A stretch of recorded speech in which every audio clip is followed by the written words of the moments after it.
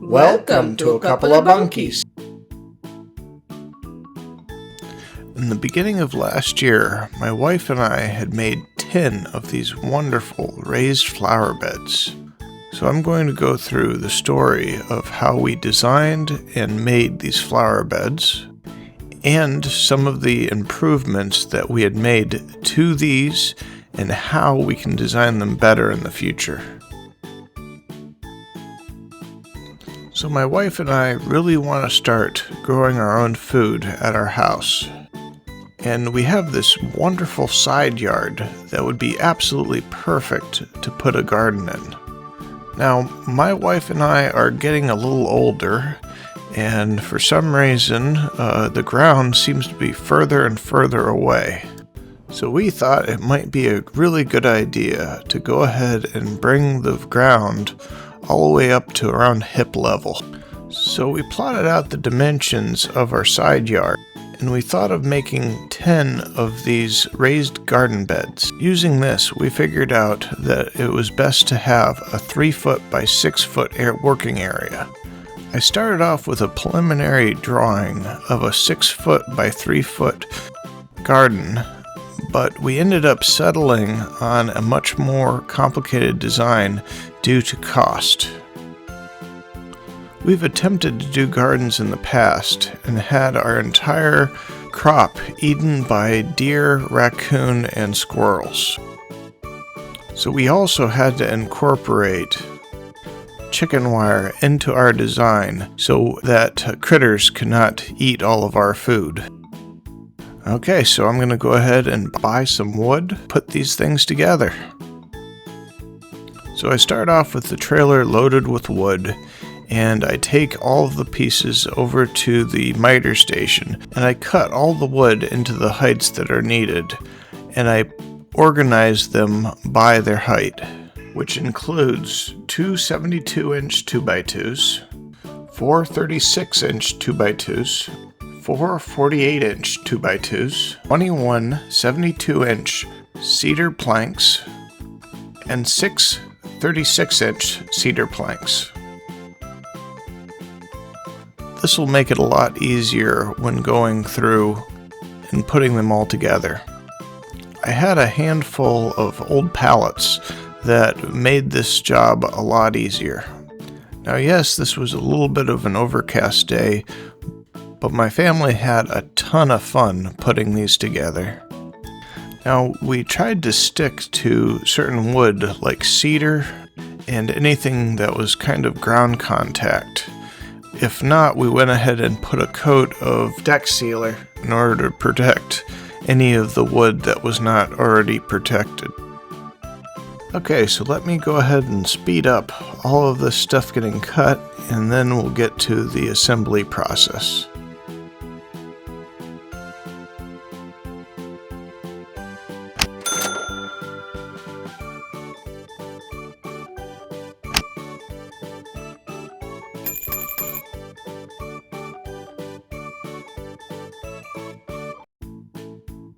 And this is the first two that we ended up putting together. We wanted to do a couple off camera so we can kind of get a rhythm together, and to see how hard they were to move around.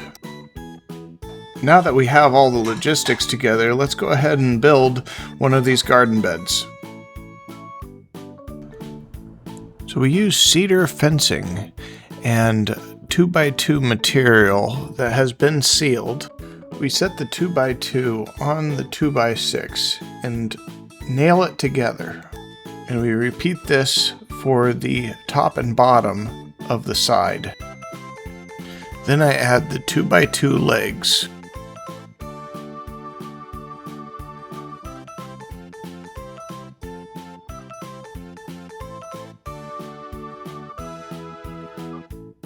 Once we get two sides together,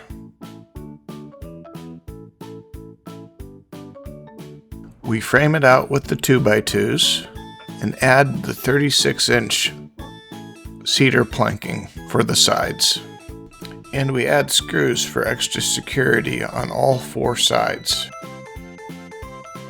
And we lay the 6-foot planking on the bottom and nail it in.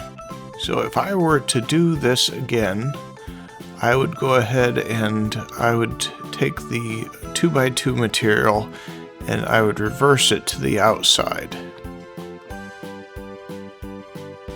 We set the whole bed on its side and add two 2x2 supports underneath. The thin cedar planking didn't hold nails very well, and it completely just would slide right off. So in later editions, we went ahead and screwed all of the boards in. And once it got to a certain point, we moved everything over to the side yard.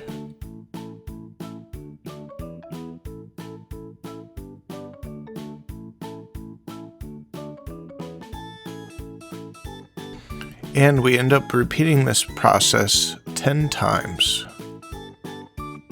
Eventually, we got so good at it that we could actually put them together individually.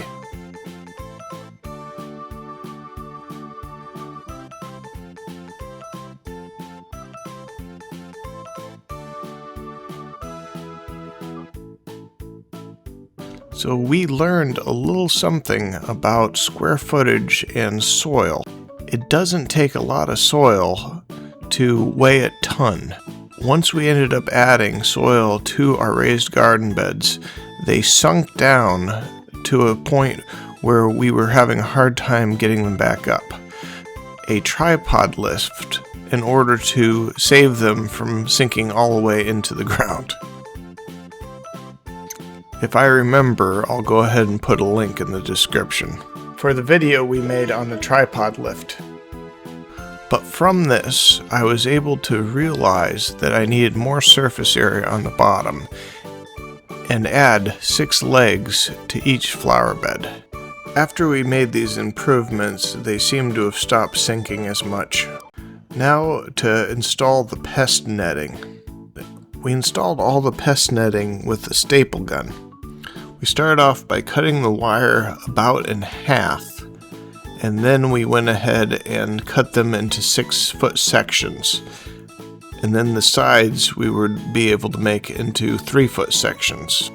And to leave one section completely uncut in the middle, that was 6 foot long. And we used deck sealed furring strips along the top.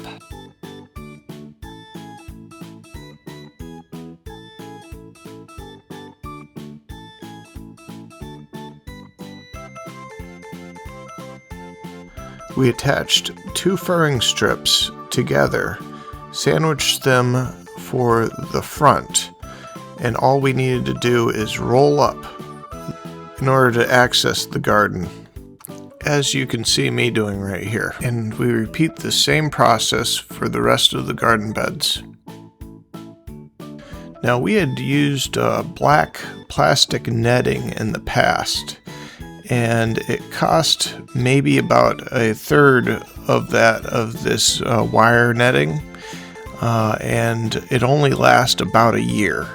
So we felt that the longevity of the chicken wire would be much better overall.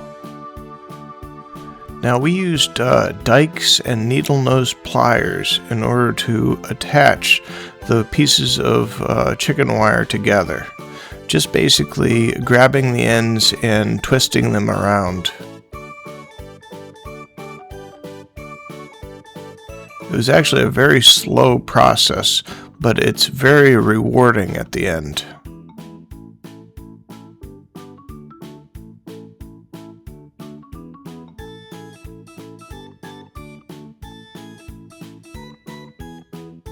And here I am sandwiching the 2 furring strips together over the chicken wire.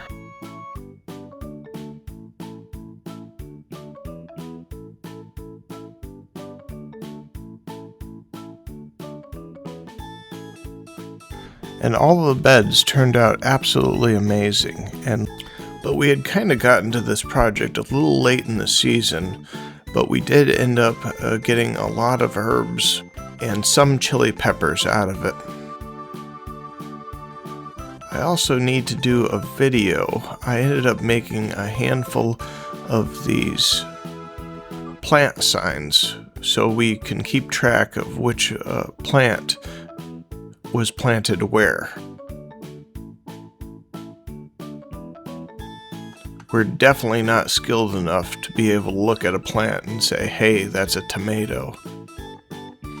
Well, I hope you enjoyed this video. Please consider liking and subscribing, and if you can, leave a comment on things we might have been able to do better with this project. We absolutely know nothing about gardening.